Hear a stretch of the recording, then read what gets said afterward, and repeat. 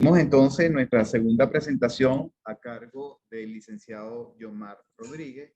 Él es licenciado en bioanálisis de la Universidad Central de Venezuela, miembro del Instituto de Inmunología. Y el licenciado Rodríguez nos va a hablar en esta oportunidad de biología molecular en el diagnóstico del VIH. Adelante.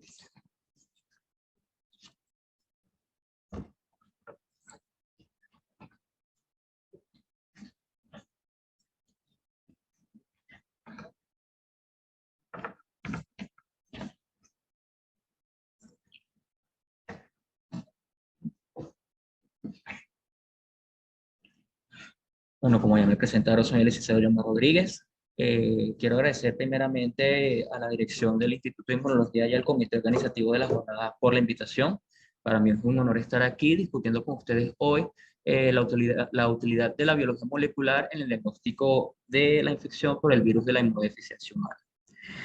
El diagnóstico rápido o la identificación de personas que viven con VIH es la piedra angular para la prevención de la transmisión de este virus. Esto inicia principalmente con la aplicación o utilización de ensayos de laboratorio diagnósticos. Entrando en materia, vamos a ver un primero repaso sobre los periodos de ventana de cada una de las pruebas de laboratorio usadas actualmente para el diagnóstico de la infección por el VIH. Primero tenemos que el periodo de ventana para las pruebas de ensayos de ácidos nucleicos comprende un periodo de 10 a 33 días y las pruebas de cuarta generación, es decir, que evalúan la detección de antígeno como anticuerpo, comprenden un periodo de 18 a 45 días en el caso de que la muestra sea tomada por venopunción o de 18 a 90 días en dado caso de que se apliquen pruebas rápidas cuando la toma es tomada por punciones a nivel del dedo. Mientras que las pruebas de tercera generación que solo evalúan la detección de anticuerpos, que es la que comúnmente utilizan en la mayoría de los laboratorios clínicos, comprende un periodo de ventana de 23 a 90 días. Esto se debe a que durante el curso inicial de la infección por el virus, durante los primeros 10 días post-exposición, hay inicialmente un ascenso o aumento progresivo, gradual de la carga viral seguidamente de un aumento en las concentraciones de la proteína P24 posterior a los 15 días por exposición. Eh, esto se correlaciona con una infección aguda por este virus. Como ven aquí, durante estos primeros 10 días, solo las pruebas que pueden detectar la presencia o exposición por el virus son las pruebas de ácidos nucleicos, mientras que los ensayos de cuarta generación que determinan o detectan tanto anticuerpos como la proteína P24 comprenden un periodo posterior a los 15 días post-exposición, como se puede ver aquí. Cuando empieza la seroconversión, es decir, cuando empieza la producción de anticuerpos por una respuesta inmune contra el virus, empieza a descender gradualmente la carga viral y las concentraciones de la proteína P24 en conjunto o en paralelo con el aumento gradual de los títulos de los anticuerpos IgG. Esto comprende entonces un tiempo de aproximadamente de 35 a 40 días en las que las pruebas de tercera generación pueden hacer una detección de estos anticuerpos. Fíjense que entre las pruebas que se utilizan para el diagnóstico, el Western Blot es de las que comprende un periodo de ventana mucho más prolongado, aproximadamente después de los 45 días por exposición. Esta limitación le ha conferido o ha sido un punto clave para ser dejado o incluido en los algoritmos diagnósticos por recomendaciones actuales de la Organización Mundial de la Salud y el Centro de Control y Prevención de Enfermedades. Porque se ha visto que ha arrojado resultados falsos negativos cuando el paciente está en un periodo de infección aguda por este virus. Es por ello que el algoritmo propuesto por el Centro Diagnóstico, el Centro de Control y Prevención de Enfermedades y sugerido por el Instituto de Salud del Departamento de Salud del Estado de Nueva York, han sugerido un algoritmo diagnóstico que en conjunto inicialmente con la examinación física y la evaluación de los antecedentes, comprende un primer paso en el que se debe realizar inicialmente un ensayo de cuarta generación que pueda detectar tanto antígeno como anticuerpo. Si el resultado es reactivo, Ellos sugieren realizar un segundo paso confirmatorio utilizando inmunoensayos de diferenciación para distinguir si la infección está dada por el virus del VIH-1 o el virus del VIH-2. Estas son unas pruebas rápidas que han venido reemplazando el Western blot como pruebas confirmatorias, porque son mucho más fáciles de interpretar y son mucho más rápidas de implementar. Y tienen la misma finalidad porque las mismas pueden distinguir entre una infección por VIH-1 y por VIH-2, por lo que según estas pruebas detectan estos anticuerpos, es más que suficiente para establecer el diagnóstico por VIH. Si bien se obtiene un resultado indeterminado o la prueba no puede detectar estos anticuerpos, ellos sugieren realizar un tercer paso en el que se tiene que realizar una prueba de ácidos nucleicos, en donde si hay una detección del ARN viral, sugiere una infección aguda por el virus de la inmunodeficiencia humana. Por otra parte, si el ARN viral no es detectado, se considera el paciente como, se descarta una infección aguda con una probable resultado falso positivo en el paso inicial. Sin embargo, los autores de esta guía sugieren que se vuelva a realizar o ensayar nuevamente este algoritmo diagnóstico de 14 a 20 días realizada la prueba de ácidos nucleicos.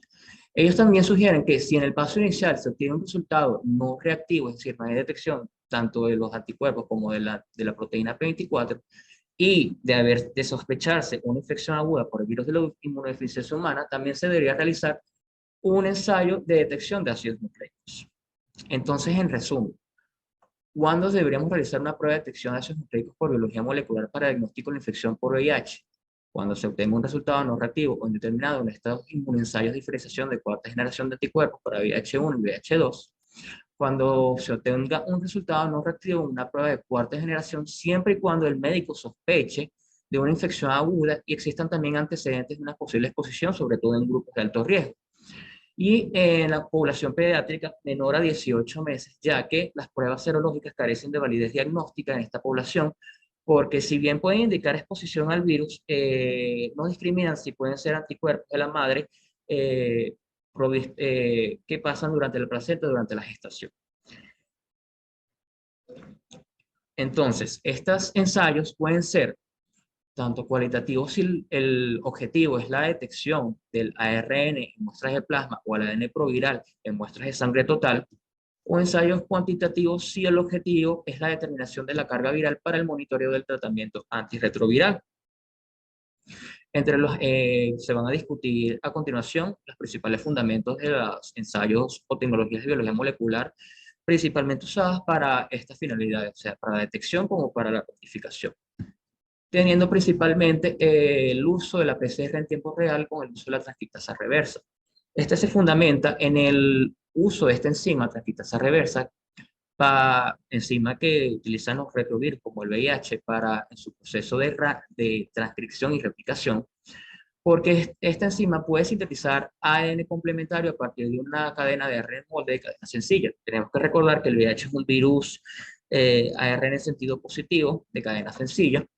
y durante el proceso de replicación utiliza esta enzima para sintetizar este ADN complementario, donde de manera que se ha utilizado esta ventaja, esta particularidad, para crear ensayos in vitro y posteriormente realizar ensayos de PCR. Una vez realizada esta síntesis de ADN complementario, en los pasos posteriores a la reacción de amplificación, en los ciclos de amplificación, se utiliza como molde para la posterior detección de este material genético. Entre los primers o iniciadores usados generalmente para hacer estos ensayos, se diseñan principalmente para flanquear segmentos o secuencias del genoma del VIH entre segmentos del gen POL, segmentos del gen GAD y segmentos de la región repetitiva larga terminal. Ahora bien, la PCR en tiempo real es una variante de la PCR que si bien permite la detección de los productos de amplificación a medida que se va realizando la reacción de amplificación. Esto se debe a que durante el proceso de amplificación se utilizan sondas conjugadas a elementos fluoróforos o elementos químicos fluoróforos que se intercalan en el ADN de doble cadena para generar una señal de fluorescencia que pueda ser detectada mediante sondas de rayos láser en los termocicladores en tiempo real. Y entonces se va cuantificando a medida que va progresando la reacción a través de estas curvas de amplificación. como se ve aquí en la diapositiva. Ahora bien, se utilizan preferiblemente sondas conjugadas con fluoróforos porque son mucho más específicas para la detección de los productos de amplificación, debido a que los elementos que se intercalan en los productos de ADN de doble cadena son mucho menos específicos y pueden generar resultados falsos positivos. Estas sondas, entre las más utilizadas, principalmente se encuentran las sondas de hidrólisis o las sondas Tachman. Estas comprenden dos fluoróforos, un donador de fluorescencia o emisor de fluorescencia, un aceptor o quencher. Cuando estos fluoróforos se encuentran cercanos entre sí, la emisión producida por el donador es recibida o apagada, de alguna manera decirlo, por el aceptor, y solamente cuando se va generando el proceso de extensión, la actividad exonucleasa, la polimerasa, al hidrolizar o escindir esta sonda, permite la separación de estos dos fluoróforos, permitiendo así la emisión de fluorescencia por parte del donador, que es detectada por el fotodetector del termociclador, perdón, es detectada por el detector de fluorescencia del termociclador y graficada exponencialmente de esta manera. Así es como se ve una curva de amplificación a medida que va progresando la reacción de amplificación en tiempo real. Esta comprende cuatro fases importantes. Una fase lineal basal, en la cual no hay detección de fluorescencia y se encuentra en la línea basal. Una fase exponencial temprana,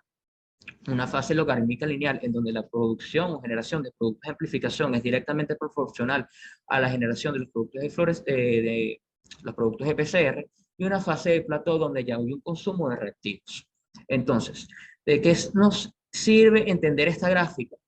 De que a medida que van progresando los ciclos, hay una línea umbral en la que hay una línea umbral que permite distinguir entre la fluorescencia lineal basal y la fluorescencia emitida una vez que se van generando los productos de PCR.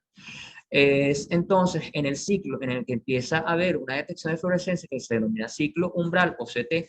en donde la emisión de fluorescencia es estadísticamente significativa en comparación con la fluorescencia de la línea basal.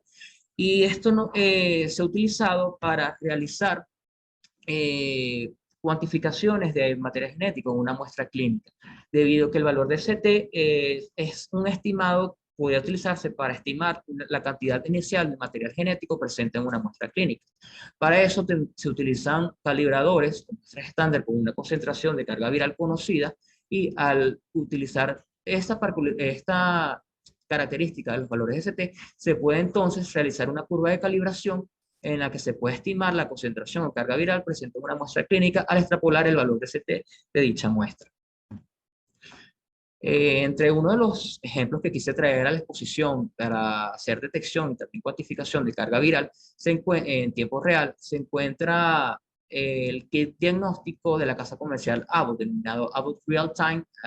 HB Qualitative, el cual permite la detección cualitativa de ARN como también de ADN proviral. Es decir, se utiliza para detección y diagnóstico. Este comprende unos iniciadores o primers que se encargan o se unen a un segmento dado en la secuencia del gen de la integrasa en el genoma viral, y comprende un seño de una sonda parcialmente unida diferente a la que se discutió al principio de la PCR en tiempo real. Esta comprende dos sondas donde en la ausencia de una secuencia diana, o sea, la secuencia de blanco de nuestro interés a detectar, esta sonda hibridiza un oligonucleótido en el cual se encuentra unido al aceptor o quencher, previniendo la emisión de fluorescencia. Si la secuencia blanco se encuentra presente en la muestra clínica, la sonda se une a la secuencia blanco, preferiblemente, disociándose de esa manera de este oligonucleótido y permitiendo así la emisión y detección de la fluorescencia. Este kit puede utilizarse para muestras de plasma, pues, muestras de sangre total y muestras de sangre seca impregnadas en papeles de filtro, utilizado sobre todo en el diagnóstico temprano para pacientes pediátricos. Ahora bien, otra de las tecnologías utilizadas para la detección y cuantificación de la carga viral es la tecnología NASDOTMA basada en la transcripción. Se denomina así por la amplificación por transcripción. Esta permite la detección del ARN viral debido a la utilización de un primer que contiene una secuencia promotora, y la cual por la actividad de la transcriptasa reversa permite la síntesis de un DNA-ADN complementario. Posteriormente, por la actividad de una ARNase H permite la escisión o hidrólisis de este RNA inicial, donde después, posteriormente, por un segundo primer se permite la síntesis del ADN complementario a este ADN sintetizado inicialmente, y este ADN finalmente sintetizado se utiliza como molde para la actividad de la ARN polimerasa debido a este primer, a este promotor en la secuencia. Esto permite la transcripción de múltiples y miles de copias de ARN, que si bien también se pueden utilizar como molde para generar un ciclo de síntesis de DNA y finalmente generar muchísimas más copias de ARN. La detección se realiza mediante sondas unidas a fluoróforos o sondas unidas a conjugados quimioluminescentes. Y este principio es el que utiliza principalmente los kits diagnósticos Actima de la casa comercial Ology, tanto para la detección cualitativa o para la cuantificación de la carga viral. Otra de las tecnologías utilizadas para la cuantificación de la carga viral es las tecnologías basadas en el branch DNA o ADN ramificado. Este comprende unos pasos en donde las muestras de plasma se centrifugan inicialmente para concentrar los viriones, estos se lisan liberando el material genético, y este es captado en unas microplacas que contienen unas sondas de captura y unas sondas conjugadas con unos amplificadores de señales. Finalmente se obtiene este sistema en el que, por su nombre indica, aparece una ramificación por estos amplificadores de señales, debido a que una vez generado y al adicionar un sustrato quimioluminescente se puede hacer una detección de emisión de luz, y los resultados son expresados en actividad luminiscente relativa, que posteriormente, por la utilización de patrones de calibradores o patrones de concentración conocidas, se puede establecer una curva de calibración y finalmente determinar la carga viral en la muestra. Ahora bien, también se han desarrollado tecnologías denominadas point of care o punto de cuidado, que se han desarrollado para establecer el diagnóstico rápido de esta infección, y también se ha utilizado o estandarizado para detección, sobre todo en muestras